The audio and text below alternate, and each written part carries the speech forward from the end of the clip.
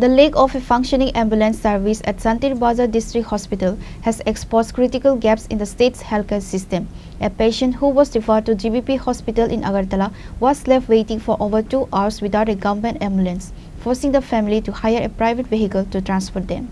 In this news report, the Santirbazar District Hospital in Tripura is facing a severe healthcare crisis. According to the medical superintendent J.S. Khorang, the hospital has 5 ambulances with only 4 operational, which run into 2 shifts.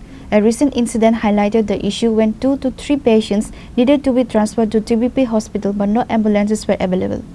As a result, families were forced to wait for over 2 hours before hiring private vehicles.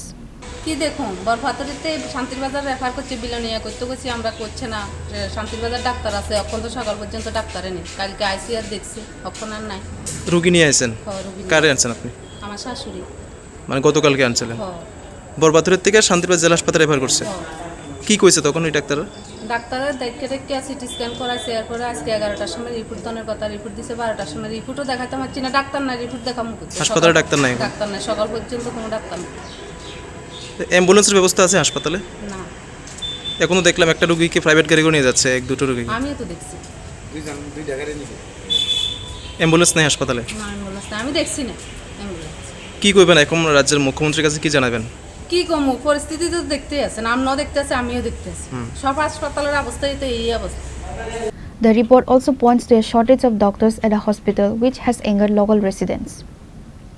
Reported by Vikram from Santirbazar, Chini, Khorang.